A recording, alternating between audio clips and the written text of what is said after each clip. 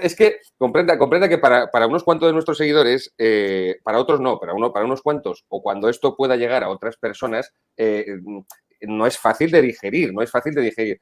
Annibale Bugnini se demuestra documentalmente, Cardenal Gañón, por encargo de esa investigación que le encarga Pablo VI, se demuestra que Annibale Bugnini pertenece a la masonería. Sí. Annibale Bugnini hace la reforma litúrgica, que es la misa nueva que tenemos ahora y el resto de todo, y destruye la liturgia, el breviario romano, bueno, hace todo eso. El Papa le destierra a Irán, pero mantiene toda la reforma litúrgica. Sigo bien, ¿no? Sí. Vale. El cardenal Baggio también se demuestra que está en contacto con la masonería, que pertenece a la masonería, que tiene sus lazos con ella, y como le acabo de preguntar ahora el padre Juan Razo, está 12 años nombrando los obispos de todo el mundo, los obispos que van a ser cardenales, que van a elegir a los siguientes papas, y se inventa esa normativa para quitarse a los cardenales, a los obispos más tradicionales, más tradicionalistas, y ¿voy bien también? Perfectamente bien. Es que comprenda que para muchos, no es nuestro caso, Padre Moore, no es nuestro caso, pero comprenda que para muchos de nuestros seguidores, claro, esto no sea una digestión fácil.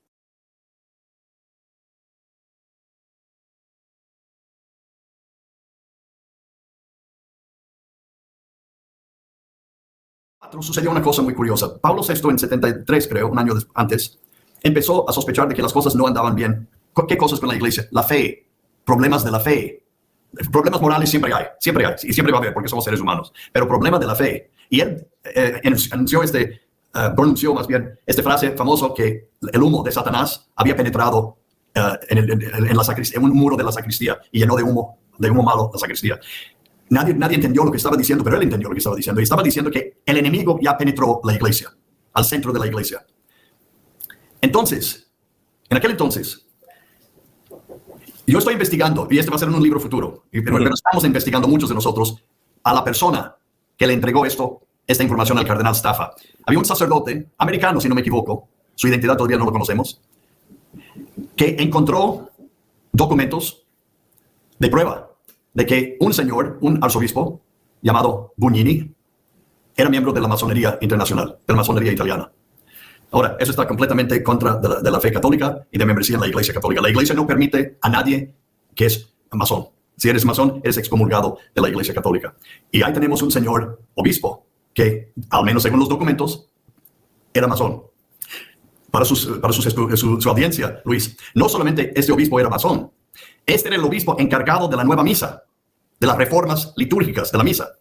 Claro, gracias, padre, por mezclarlo. Le iba a pedir que explicara eso, porque tal vez la gente no sabe cuál es el grave problema de pensar que Bugnini pues fue masón, ¿verdad? Porque fue responsable de la liturgia que se celebra hoy en día en el 99.9% de las parroquias del mundo. La nueva liturgia, que no fue solo traducción, como muchos piensan, del latín a la vernácula, a la lengua vernacular, fue mucho más. Un cambio completo de la liturgia, aunque se quedaron algunos elementos, que por eso yo lo menciono en el programa, todavía es válida, Cristo se hace presente, no podemos pensar que no, pero sí hay unos problemas o unas tendencias que nos están llevando a donde estamos ahora. El circo que vemos ahora en la liturgia, que era imposible que sucediera. No estoy diciendo que no habían abusos antes, porque los habían, pero era más difícil en una misa tradicional lo que vemos hoy en día, una bailarina al frente del altar o una cosa así. Luis, por decirte, el otro día alguien me estaba hablando, un obispo, me estaba hablando, dice, pero la diferencia entre la misa moderna y en cuestión de abusos, hay mucho abuso litúrgico hoy que no existía antes. Le dije, yo no conozco un abuso de la misa antigua.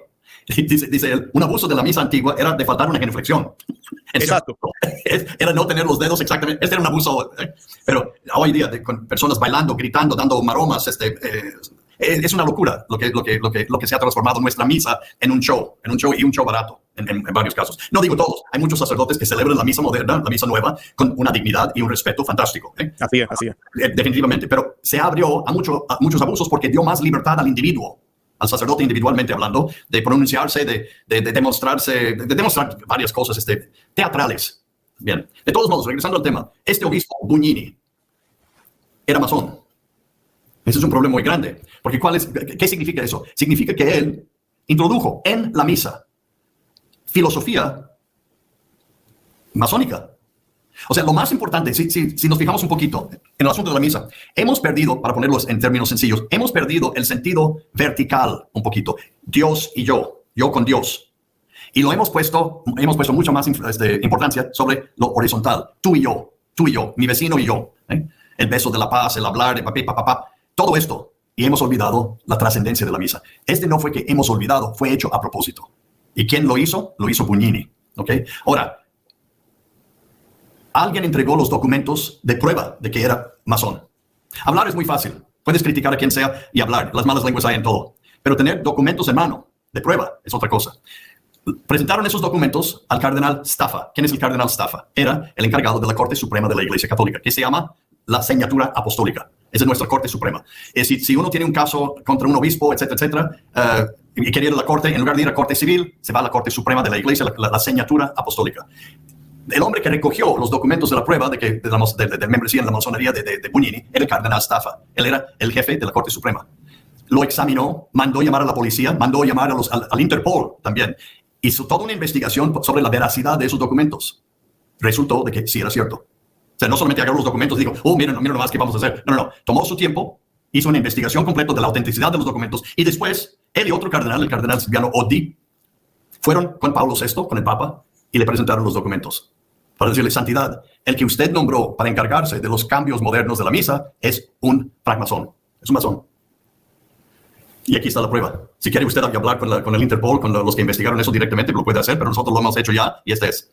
Pablo VI ha de haber sido para él un golpe muy fuerte, porque él puso mucha, en serio, pensándolo humanamente hablando, él puso mucha esperanza y mucha fe en la capacidad de Bugnini.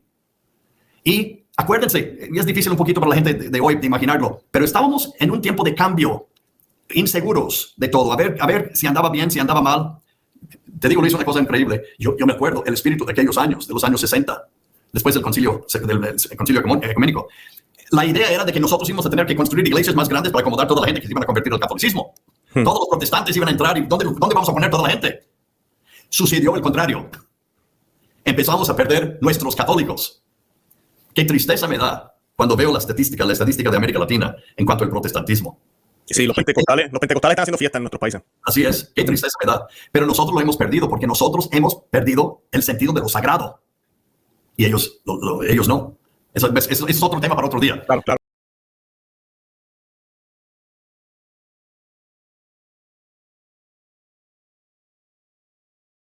Liturgia. Pero los expertos en liturgia, usted me preguntaba, padre, ¿cómo se llegó a eso en el 69? Y bueno, es un poquito misterioso cómo se llega. ¿Por qué? Porque el personaje que pone Pablo VI a cargo de todo eso es Monseñor Bugnini, un personaje ya sospechoso en época de Pío XII. Se sabía que había problemas con este señor en cuanto a su ortodoxia, se sabía que estaba involucrado en toda la deformación del movimiento litúrgico, que como yo dije, se inicia esa deformación claramente con Tom Bodin y que busca a toda costa una especie de culto ecuménico conjunto en donde la misa católica no haga ningún tipo de problema a los protestantes. De hecho, hay protestantes, lamentablemente, ¿no? Hay protestantes que han declarado que pueden celebrar el Novus Ordo sin ningún problema. Se intentó complacer a los protestantes con el tema de la liturgia reformada. Como se dice en el fútbol, me la dejó picando, padre. Y esto es así, ustedes tienen a Monseñor Bugnini diciendo, hacía falta rechazar todo obstáculo que pudiese constituir incluso la sombra de un riesgo de dificultad o de disgusto para nuestros hermanos separados. Esto es impresionante. Incluso hay una frase terrible de Jean Guiton. Jean Guiton, se recuerdan, era un filósofo francés, amigo íntimo del Papa Pablo VI. Lo fue a ver todos los años del pontificado de Pablo VI. Pablo VI recibía a Jean Guiton. Y dice, vemos en Pablo VI una intención ecuménica de limpiar o al menos corregir o suavizar todo lo que fuera demasiado católico en la misa y llevarla lo más cerca posible de la liturgia calvinista. No estamos hablando ni siquiera de la liturgia luterana, estamos hablando de la liturgia calvinista. Y después el mismo Guiton, que es una cosa típica a veces de estos pensadores, ven las consecuencias, se horrorizan de ellas, pero le siguen levantando monumentos a los principios. Entonces dice, hoy prácticamente la Eucaristía no tiene más el carácter sagrado, serio y divino que tenía en el pasado.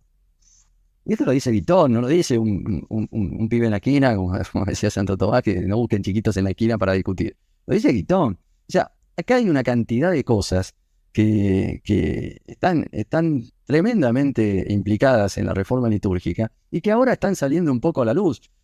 Más claro todavía, con esto de Traditionis Custodes y con el documento Desiderio Desideravi, que son los dos últimos documentos litúrgicos que se han sacado sobre la cuestión. Concilium, se llamaba Comisión Concilium. A esa comisión la presidía Bugnini. Y uno de los integrantes tiene una discusión con Lefebvre diciendo, No, no es cierto. Los peritos no intervinieron de ninguna manera. Estaban ahí para nosotros. Pero estaban. Estaban. No, esto fue, además, hay gente que contradice lo que dice Bote, porque efectivamente los peritos parece que hubieran sugerido cosas y lo impresionante es que se le tomaron esas sugerencias.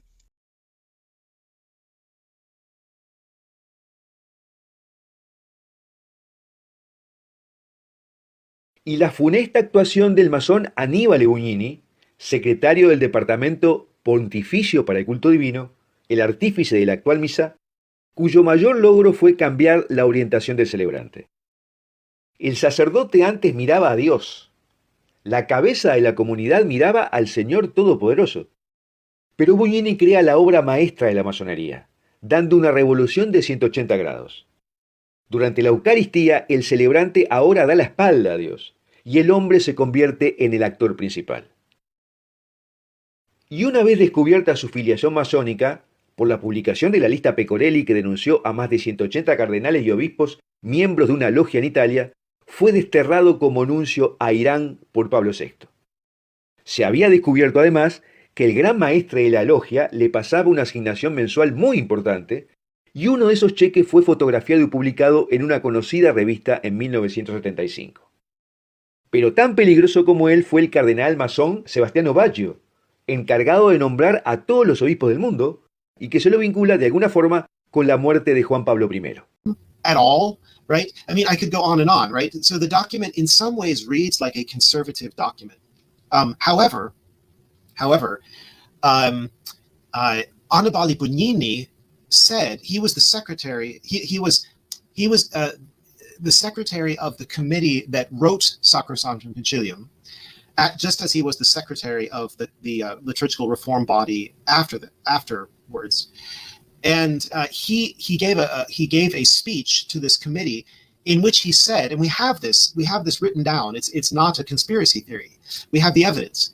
He said to the committee, "Don't ask for too much, and be ambiguous, be vague in what you're asking for, because afterwards, once this is approved, we can take it in the direction that we want to." Right? Mm-hmm. So he was very Machiavellian. That's exactly the word that I would use. And so all along, there were radical people who knew that they wanted to do various things, but they didn't want the bishops at Vatican II to know it, right? So you can read about this in Yves Chiron's biography of Annibale Bugnini. Yeah. Because it has those three strands, together. Mm-hmm. If you have just one strand, it's going to snap, it's going to break. So all we have to do is look at the statistics and see that the church was always successful transmitting the faith and evangelizing with her creed and her cult, her liturgy, and her code, her morals. She was always successful throughout the whole of history until the tragedy and the scandals of the last 50, 60 years, right? There is something going on right now that is unprecedented. The church in the Western world is, it's in many ways, it's dying. It will never die completely because Christ is with it and the church will always exist somewhere. But there has never been such a catastrophe as we have seen in the past, I'm going to say 60 years. It's really, it kind of begins after World War II and then culminates during and after Vatican II. This catastrophe, right, is affecting everybody. And we have to ask what are the deepest reasons for it and the deepest remedies. And the remedies, again, are not just the catechism, not just the Bible, not just the liturgy, but all of it. We have to have all of these things, right? They all belong together. They're like members of the same family, right? They share the same genetic code, right? And we have to recognize that. This idea that validity is the only thing that matters about Mass is absurd. I mean, think about if somebody said about their marriage, oh, I have a valid marriage. I mean, that would be like the worst. That would be the least thing that you could say about your marriage, right? I mean, hopefully you could say, I have a happy and fruitful marriage, right? Not just a valid marriage, right? That's so validity is the minimum, not the maximum, right? And Catholics should be maximalists. We should want to do all for the glory of God, all for Christ the King, the best we can do, the most we can do, the best he deserves. This is what tradition gives us.